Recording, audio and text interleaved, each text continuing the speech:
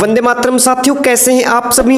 उम्मीद करते हैं आप सभी बहुत ही अच्छे और स्वस्थ होंगे। तो साथियों, जितनी भी एचएससी से रिलेटेड आगामी प्रतियोगी परीक्षाएं हैं, जैसे हरियाणा पुलिस, ग्राम सचिव, पटवारी, एसआई या जितने भी साथियों एचएससी से रिलेटेड प्रतियोगी परीक्षाएं, सभी के लिए जो हमारी एक रीजनिंग से रिलेटेड प्रीवियस ईयर से रिलेटेड मोस्ट इंपोर्टेंट प्रश्नों की जो सीरीज चली हुई है, जिसके 9 भाग हम पहले से डाल चुके हैं। आज ये भाग नंबर इसका 10 रहेगा। ठीक है, इससे पहले के भाग अगर आपने नहीं देखे हैं तो प्लेलिस्ट में जाकर आप उन्हें जरूर चेकआउट कीजिएगा, या आप ऊपर आई बटन से भी इसे चेकआउट कर सकते हैं। ठीक है, तो चलिए प्यारे साथियों, क्लास की अब हम शुरुआत करते हैं। सबसे पहला मोस्ट इंपोर्टेंट प्रश्न आपके सामने है, दिए गए विकल्पों में से संबंधित संख्या को चुनिए। तो साथियों, आपके पास यहाँ पे कुछ संख्याएं दी गई हैं। 82 यानी 82 का यहाँ पे संबंध है 36 से, तो वैसा ही संबंध, वैसा ही रिलेशन आपको 91 91 का नेक्स्ट नंबर फाइंड आउट करना है। ठीक है, नीचे आपके पास 4 ऑप्शन दिए गए। ठीक है, तो प्यारे साथियों, सबसे पहले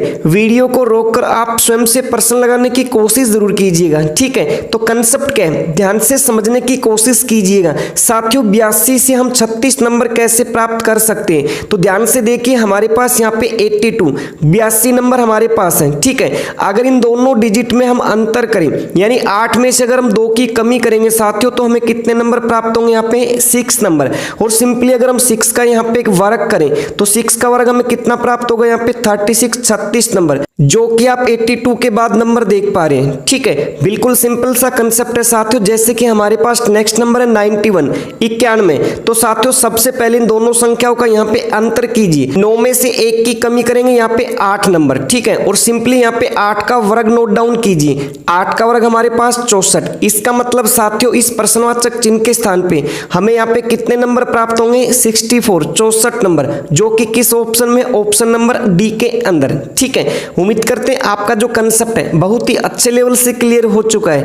बिल्कुल सिंपल सा कंसेप्ट है साथियों। प्रथम 2 डिजिट का यहाँ पे अंतर यूज करेंगे, और जो भी इनका अंतर प्राप्त होगा सिंपली उनके वर्ग को इनके पीछे नोट डाउन किया है। ठीक है प्यारे साथियों, इन सभी की जो पीडीएफ है, अपना जो टेलीग्राम चैनल है प्रदीप सर रीजनिंग, जिस नाम से अपना यूट्यूब चैनल है उसी नाम से अपना टेलीग्राम चैनल है, उसको आप ज्वाइन कीजिए। वहां पर आपको सभी प्रकार की पीडीएफ मिलने वाली है, लिंक डिस्क्रिप्शन में है। ठीक है, मोस्ट इंपोर्टेंट प्रश्न आपके सामने, यदि 29 फरवरी का दिन सोमवार है तो महीने का 11वां दिन किस दिन पड़ेगा। नीचे आपके पास 4 ऑप्शन दिए, तो कंसेप्ट क्या है समझने की कोशिश कीजिएगा। बिल्कुल सिंपल कंसेप्ट है साथियों। 29 फरवरी का दिन हमारे पास क्या है, सोमवार। इसका मतलब 29 फरवरी का हमारे पास रहेगा साथियों सोमवार। तो आप इसको इस प्रकार से नोट डाउन कीजिए। ठीक है, विद इन कुछ ही सेकंडों में आप इस क्वेश्चन को माइंड में सोल्व आउट कर सकते हैं। ठीक है, आपको समझाने के लिए हम इस प्रकार से इसको नोट डाउन करेंगे। ठीक है, तो 29 फरवरी का हमारे पास क्या है, सोमवार।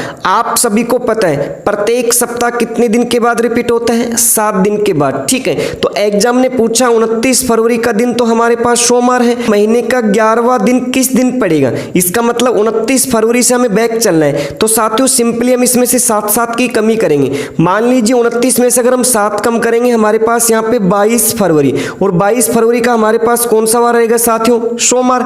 एज इट इज वार हमारे पास रहेगा। ठीक है, यानी 7 दिन के बाद सप्ताह रिपीट होता है। ठीक है, इसके बाद 22 में से अगर हम फिर से 7 की कमी करेंगे तो हमें यहाँ पे कितने नंबर प्राप्त होंगे, 15 नंबर। ठीक है, 15 और 7 22। इसका मतलब 15 फरवरी का भी हमारे पास कौन सा वार रहेगा साथियों, सोमवार। ठीक है, इसके बाद 15 में से हम फिर से 7 की कमी करेंगे, या तो हम इसमें से 7 कम कर सकते हैं, या हमें 11 तक चलना है तो 4 दिन कम कर लेंगे। सिंपली हमें सप्ताह के अकॉर्डिंग चलना है। ठीक है, तो 15 में अगर हम 7 कम करेंगे तो साथियों हमें कौन सा नंबर प्राप्त होगा, 8 नंबर। इसका मतलब 8 फरवरी का भी हमारे पास कौन सा वार है साथियों, सोमवार। ठीक है, लेकिन एग्जाम ने कौन सा दिन पूछा आपसे, 11वां दिन। तो सिंपल है, ध्यान से देखिए, 8 फरवरी का हमारे पास क्या है, सोमवार। इसके बाद 9 फरवरी का हमारे पास क्या हो जाएगा साथियों, सोमवार के बाद मंगलवार। ठीक है, इसके बाद 10 फरवरी का हमारे पास क्या हो जाएगा, मंगल के बाद साथियों बुधवार। ठीक है, और इसके बाद 11 तारीख का हमारे पास क्या हो जाएगा, बृहस्पतिवार, जो कि किस ऑप्शन में, ऑप्शन नंबर 1 के अंदर। ठीक है, उम्मीद करते हैं आपका जो कंसेप्ट है साथियों अच्छे से क्लियर हो चुका है। बिल्कुल सिंपल सा प्रश्न है साथियों, 29 फरवरी का आपके पास सोमवार है। ठीक है, और इस महीने के 11वें दिन कौन सा दिन पड़ेगा ये एग्जाम ने पूछा है। या तो आप इसको इस प्रकार से 7-7 दिन लेस करते चलिए,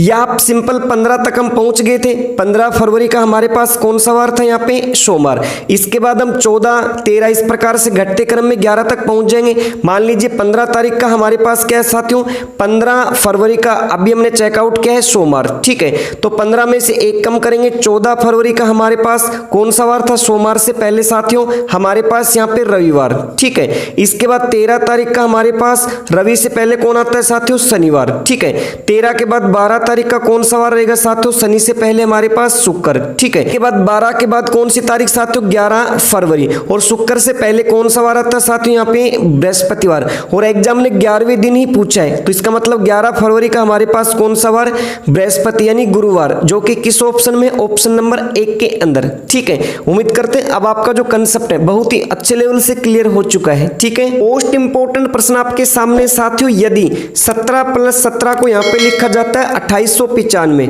18 + 18 को लिखा जाता है 3245, 19 + 19 को लिखा जाता है 3615, तो प्यारे साथियों आपको यहाँ पे फाइंड आउट करना है 23 + 23 ये बराबर में हमें कौन से नंबर प्राप्त होंगे। ठीक है, नीचे आपके पास 4 ऑप्शन दिए, तो प्यारे साथियों सबसे पहले आप स्वयं से प्रश्न लगाने की कोशिश जरूर कीजिएगा। ठीक है, कंसेप्ट क्या है, बिल्कुल सिंपल सा कंसेप्ट है साथियों, ध्यान से देखिए। 17 + 17 को यहाँ पे लिखा है 2895, तो साथियों यहाँ पे बिल्कुल सिंपल है। सबसे पहले हमारे पास जो नंबर है 17, साथियों अगर हम 17 का यहाँ पे वर्क करें तो हमें कितने नंबर प्राप्त होंगे, 289, 289। ठीक है, जबकि साथियों इसके पीछे लिखा है 2895, इसका मतलब साथियों 5 नंबर यहाँ पे एक्स्ट्रा लिखे गए हैं। ठीक है, 17 का वर्ग हमारे पास कितने नंबर है, 289, 289, और इसके बाद साथियों 5 अपने पास से यहाँ पे यूज किया है। ठीक है, जैसे नेक्स्ट नंबर को ध्यान से देखिए, हमारे पास 18 का वर्ग कितना होगा साथियों, 324 नंबर आप सभी को क्लियर है। ठीक है, इसके बाद साथियों 5 नंबर एग्जाम ने अपने पास से एक्स्ट्रा नंबर को यूज किया है। ठीक है, तो आप यहाँ पे देखिए साथियों 18 के बाद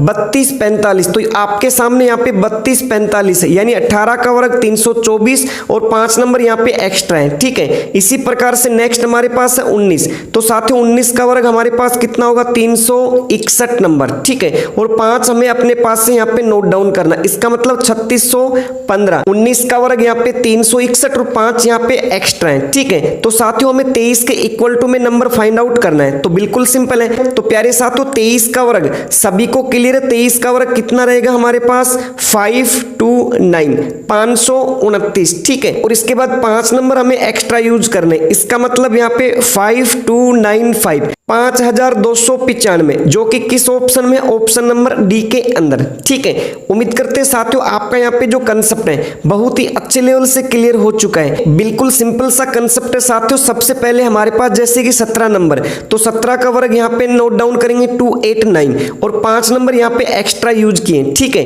इसी प्रकार से नेक्स्ट हमारे पास 18 का वर्ग साथियों 324, 5 नंबर यहाँ पे एक्स्ट्रा यूज किए। इसी प्रकार से 19 का वर्ग 361, 5 नंबर यहाँ पे एक्स्ट्रा यूज किए। तो साथियों हमारे पास नेक्स्ट नंबर है 23 का वर्ग हमारे पास साथियों 529, और 5 नंबर हम यहाँ पे एक्स्ट्रा यूज करेंगे, इसका मतलब साथियों 529, 5 किस ऑप्शन में, ऑप्शन नंबर डी के अंदर। ठीक है, उम्मीद करते हैं अब आपका जो कंसेप्ट है बहुत ही अच्छे लेवल से क्लियर हो चुका है। ठीक है, मोस्ट इंपोर्टेंट प्रश्न आपके सामने, निम्नलिखित समूह के लिए सर्वश्रेष्ठ वेन आरेख का चयन करें। साथियों आपके पास यहाँ पे 3 वस्तुएं दी गई है, तांबा, धातु, क्रिप्टोन। ठीक है, और इनके आधार पे नीचे 4 ऑप्शन में अलग अलग वेन डायग्राम दिए, वेन आरेख दिए। ठीक है, तो इन चारों में से साथियों कौन सा वेन डायग्राम इनका यहाँ पे करेक्ट होगा, कौन सा यहाँ पे इनका डायग्राम सही बनने वाला है, उसको आपको फाइंड आउट करना है। ठीक है, तो बिल्कुल सिंपल सा कंसेप्ट है, ध्यान से समझने की कोशिश कीजिएगा।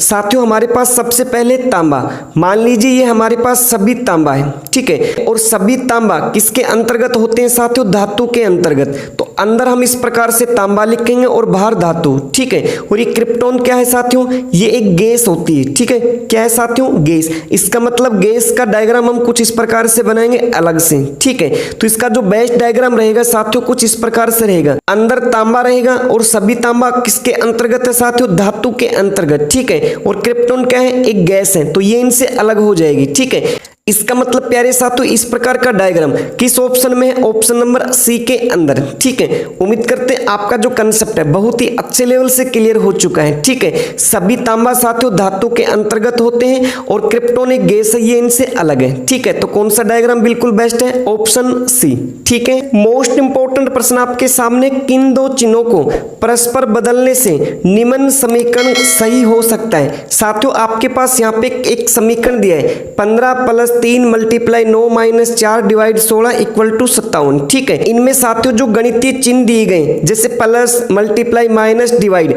इनमें से कौन से चिन्हों को बदले साथियों, नीचे 4 ऑप्शन दिए गए, ठीक है। इन 4 ऑप्शन के अकॉर्डिंग कौन से ऑप्शन को हम यहाँ पे बदलने की कोशिश करें जिससे कि हमारा ये समीकरण बिल्कुल करेक्ट हो जाए, ठीक है। तो साथियों इस प्रकार के क्वेश्चन में आपको 1 बाय 1 ऑप्शन को चेकआउट करना है, ठीक है।